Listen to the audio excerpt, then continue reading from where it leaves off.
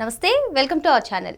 కూటమి ప్రభుత్వం 2 ఏళ్ల పాలన ప్రజలకు వెన్నుపోటు పొడిచేలా ఉందంటూ నిన్న రాష్ట్ర వ్యాప్తంగా వైసీపీ నిరసనలు వ్యక్తం చేసింది. మరి ఇందులో భాగంగా అంబటి రాంబాబు చేసినటువంటి కామెంట్స్ని కానివ్వండి, లేదు అంటే దున్నపోతుతో విన్యాసాలు చేయడం, డబ్బుల కోసం కొట్టుకోవడం, అసలు ఈ అంశాలన్నింటినీ కూడా ఎలా చూడాలి తెలుసుకునే ప్రయత్నం చేద్దాం. దీన్ని విశ్లేషించడానికి మనతో పాటుగా ఉన్నారు ఏపీ ఖమ్మ కార్పొరేషన్ డైరెక్టర్ అరిసిమెల్లి శ్రీనివాస్ గారు. నమస్తే సార్. నమస్కారం. మరోసారి అంబటి రాంబాబు గారు వ్యంగ్యంగా మాట్లాడారని చెప్పుకోవచ్చు సార్. ఏదైతే దిష్టి బొమ్మను తగలేస్తూ నిన్న నిరసన కార్యక్రమంలో ఆయన చేసినటువంటి వ్యాఖ్యలను ఎలా చూడాలంటారు? ఇప్పుడు చాలా చోట్ల 2 ఏళ్ల వెన్నుపోటుకి 2 ఏళ్ళని ఒక కార్యక్రమం చేశారు. ఆ కార్యక్రమంలో బాగానే వచ్చారు జనం, బాగానే పోగొట్టారు. అంటే వాళ్ళు ఎప్పుడు ఇదివరకు వాళ్ళకి పోగొడతాం బాగా అలవాటు కాబట్టి ఇప్పుడు కూడా బాగానే పోగొట్టారు. వచ్చిన వాళ్ళకి వాళ్ళందరినీ చూసిన తర్వాత కొంచెం ఉత్సాహం అవుతుంది. అప్పటి వరకు బిక్కుమని ఉంటారు కదా, ఎవరు రాకపోతే పోలీసులు పట్టు కొట్టేస్తారేమో అని భయం ఉంటుంది లోపల. కానీ వచ్చిన వాళ్ళు మరి పోగేసిన వాళ్ళు బాగానే పోగేశారు కాబట్టి బాగా పేటరేగిపోయి మాట్లాడిన వాళ్ళలో అంబటి రాంబాబు ప్రథమ వరుసలో ఉన్నాడు, కొడాలి నాని ఒకడు, రోజా కూడా మాట్లాడింది. వీళ్ళందరూ కూడా నన్ను కొట్టు ముందు నన్ను కొట్టు అంటారు. నీకు పాట ఉండేది, నీకంటే పెద్ద చవట అయిన రాని పాట ఉంటుంది. అలాగా ఒకళ్ళ మించి ఒకళ్ళు నేను ముందు కొట్టించుకుంటాను అన్నట్టుగా. అంటే వీళ్ళ కోపం వచ్చి కూటమి ప్రభుత్వానికి వీళ్ళ లోపల వేస్తే జగన్మోహన్ రెడ్డి దగ్గర మార్కులు కొట్టచ్చు ఒకటి. ఎందుకంటే జగన్మోహన్ రెడ్డి మీరు కేసులు పెట్టించుకొస్తే మిమ్మల్ని బాగా చూసుకుంటా అన్నట్టుగా. అలాగా కేసులు పెట్టించుకుంటే జగన్మోహన్ రెడ్డి ప్రాపకం సంపాదించవచ్చు. 2 జనాలు ఎంతో కొంత వాళ్ళ క్యాడర్లో రేపొద్దున ఏదైనా డిమాండ్ చేయాల్సి వస్తే నేను తన్నులు తిన్నాను జైలుకి వెళ్ళి వచ్చానని చెప్పుకుంటాం. ఇప్పుడు టీడీపీలో అంటున్నారు కదా చాలామంది, మేము జైలుకి వెళ్ళి వచ్చాం అది ఇది అంటున్నారు కదా, కేసులు పెట్టించుకున్నాం జైలుకి వెళ్ళాం, లేకపోతే జగన్మోహన్ రెడ్డి మీద యుద్ధం చేసామని చెప్తున్నారు కదా. అలాగా అది కూడా చెప్పుకోవడం ఉంటుంది వాళ్ళకి. సాధారణ ప్రజలకైతే వీళ్ళకి నిజంగా తంతే బాగుండని చూస్తున్నారు, కేసులు పెట్టి లోపల కుమ్మేస్తే బాగుండని చూసుకుంటున్నారు. ఏమైనా వాళ్ళ క్యాడర్ వరకు వాళ్ళు అది కోరుకుంటున్నారు. ఆ పని వీళ్ళు చేయట్లే. మొన్న మధ్యన రాంబాబుని తీసుకెళ్ళి కూర్చోబెడితే అతను ఏం జరిగిందనేది మనకు తెలియదు. అతనే చెప్పాడు వచ్చి, నా 2 కాళ్ళు ఎడ తీసి కూర్చోబెట్టారు, అలా కూర్చోబెట్టారు ఇలా కూర్చోబెట్టారు అని చెప్పాడు. ఇంకా కొంచెం బాగా కూర్చోబెట్టమని అడుగుతున్నట్టు ఉన్నది అతను వ్యవహారం చూస్తే. నిన్న అతను మాట్లాడిన మాటలకు మరి నేను సాయంత్రమే గళ్ళ మాధవ్ గారు వెళ్ళాలి ఇంటికి, అతని ఇంటికి. నువ్వు మళ్ళీ మాట్లాడి నేను మళ్ళీ వస్తున్నది ఆవిడ. ఆ మాట తప్పకూడదు ఆవిడ. నువ్వు మళ్ళీ మాట్లాడితే మళ్ళీ వస్తానని చెప్పింది. ఆ మాట నిలబెట్టుకోవాలి. నేను ఇది గళ్ళ మాధవ్ గారికి డిమాండ్ అది. ఆడు మళ్ళీ మాట్లాడాడు, మీరు మళ్ళీ వెళ్ళాలి. ఇక్కడ లా అండ్ ఆర్డరు చట్టం ఇవన్నీ కూడా ఒక్కొక్కసారి పక్క పెట్టాలని కొంతమందికి బుద్ధి చెప్పాల్సి వచ్చినప్పుడు తప్పనిసరి. ఇప్పుడు పుల్ల వంకర పొయ్యి మాత్రమే తెరుస్తుంది. పుల్ల వంకరగా ఉన్న పుల్ల ఉందనుకోండి, మీరు ఏం చేస్తే కూడా వంకర పోదు, పొయ్యిలో పెడితేనే సాఫ్ అయిపోద్ది. ఒకసారి తగలడిపోయి అంతా ఒక లైన్లో అయిపోద్ది అన్నమాట. దాన్ని ఒక సామెత ఉంది, పుల్ల వంకర పొయ్యి తీరుస్తుందని. అలాగా వీళ్ళు వంకర పుల్లలాంటి వీళ్ళందరినీ సాల్వ్ చేయాలంటే పొయ్యిలో పెట్టాల్సిందే. పొయ్యిలో పెడతామంటే పోలీస్ స్టేషన్ తీసుకెళ్ళి స్టేషన్ చుట్టూ వీళ్ళ మీద 100 కేసులు ఉంటాయి. ఒక్కొక్కరి మీద 100 కేసులు ఉంటే వాళ్ళు రాష్ట్రం అంతా పర్యటన చేయించాలి. ఆ పని చెయ్యక వీళ్ళలో పేటరైపోతూ ఉన్నారు.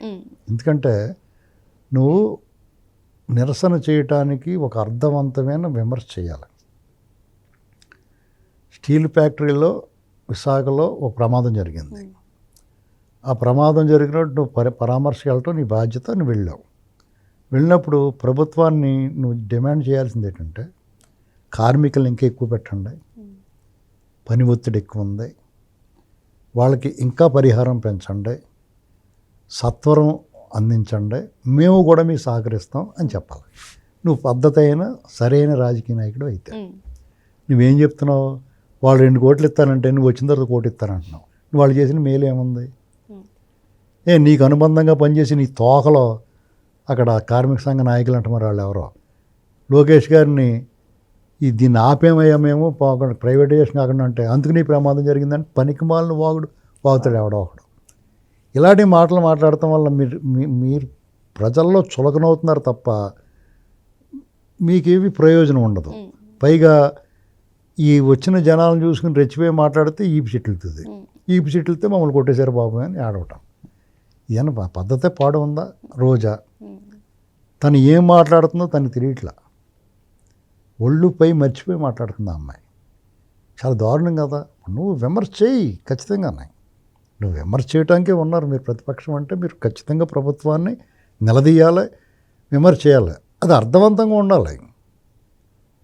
ఎన్నాళ్ళు జరిగింది మీ నోటి గబ్బు వల్ల, మీ నోటి దరిద్రం వల్ల మీరు మటాష్ అయిపోయారు కదా.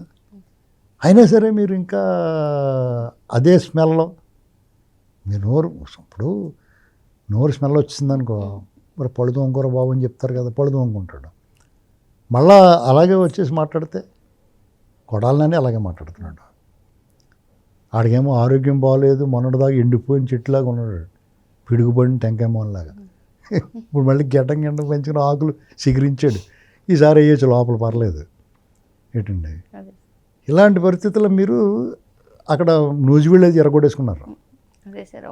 నందిగామలో అయితే దొన్నపోతలు పెట్టారు. మీకు వాటికి తేడా ఏముంది? పాపం అవి నోరు లేని పశువులు అయిపోపం. వాటిని తీసుకొచ్చి వాటితో పాటు మీరు అంటే మీరు వాళ్ళు కలిసిపోయినట్టే కదా.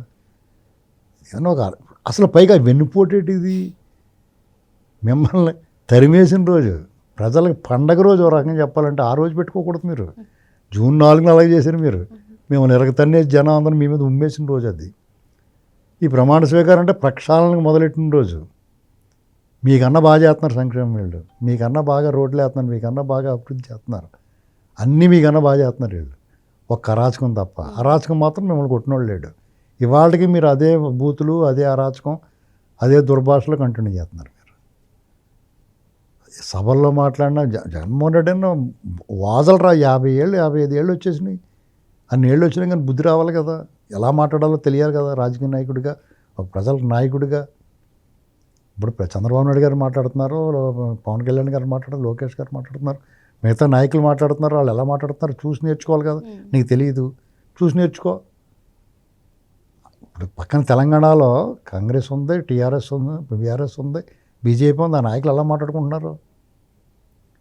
ప్రజలను ఉద్దేశించి విమర్శలు ఎలా ఉంటున్నాయి? ఇక్కడ అర్థం లేకుండా మేము చావు కోరుకోవడం, రేపు మాపు బీపీ వచ్చేసి పోతాడు, ఇలాంటి మాటలు మాట్లాడుతున్నాడు.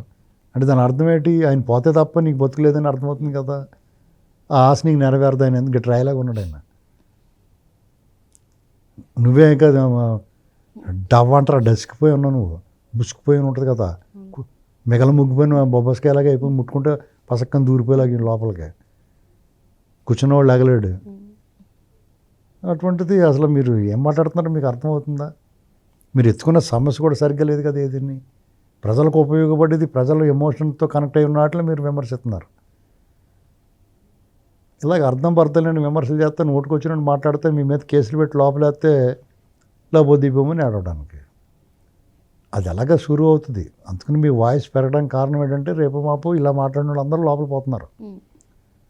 కార్మిక నాశనం అన్నాడు కదా, మేము ప్రశ్నిస్తున్నామని చెప్పి మమ్మల్ని కేసులు పెడుతున్నారు. నీ మీద ప్రశ్నిస్తే కేసులు పెట్టడం పెట్టి, ఇప్పుడు వరకు నీ మీద నువ్వు చేసిన ఆ ట్రాన్స్పోర్ట్లోనే 300-400 కోట్లు కొట్టేశారు మీ ఇంట్లో వాళ్ళు. అది కాకుండా టీడీఆర్ బాండ్లు ఇంకా నీకు టచ్ చేయలేదు. ఇంకా నీకు ఇవన్నీ జరిగితే అసలు మీరు అందరూ అసలు బయటకే వస్తారా అసలునే? కాబట్టి ఈ ప్రభుత్వం ఇంకా ఒక 6 నెలల పాటు వీళ్ళ మీద దృష్టి పెట్టాల్సిన అవసరం ఉంది. చాలా సీరియస్గా తీసుకోవాల్సిన అవసరం ఉంది. ఎందుకంటే ఈ పురుగుల్ని, గొంగళ పురుగులు ఏమి, కాక్రోచ్లు, గొంగళ పురుగులు వీటిని తిరగకూడదు. జగన్మోహన్ రెడ్డి చెప్పాడు కాక్రోచ్నని. అతను బొద్దెంక, నల్లి, జలగ, అన్ని క్రొకడైల్, అన్ని రకాల వేషాలు వేస్తాడు. అన్ని అవతారాలు ఉన్నాయి అతనిలో. కాబట్టి అతను వాళ్ళ పందా మార్చుకోవాలి. ప్రజల్లో ఏమాత్రం ఆదరణ కావాలంటే రప నరికేస్తాం. ఎలాంటి బ్యాచ్ని వేసుకొచ్చారు? రౌడీ షీటర్లను వాళ్ళందరినీ వేసుకొచ్చి, గంజా బ్యాచ్ని. జనాలు అడిలిపోతారు కదా. మీ కార్యకర్తలు వాళ్ళు కూడా ప్రజలు ఇంప్రెస్ చేసేలా ఉండాలి. మీరు ఏదైనా ఉద్యమం చేస్తే ప్రభుత్వాన్ని నిలదీయాలి, ప్రజల్ని ఇంప్రెస్ చేయాలి. ఈ రెండాటిలో మీరు టోటల్ ఫెయిల్ అయిపోతారు. కాబట్టి మీలో మీరు కొట్టుకోకపోతే ఇంకేం చేస్తారు? మీరు కొట్టుకోవడానికి ఎవడో లేకపోతే మీరే కొట్టుకుంటారు. అదే జరిగింది అక్కడ. మరో అంశంతో మళ్ళీ కలుద్దాం. Thank you sir. రైట్.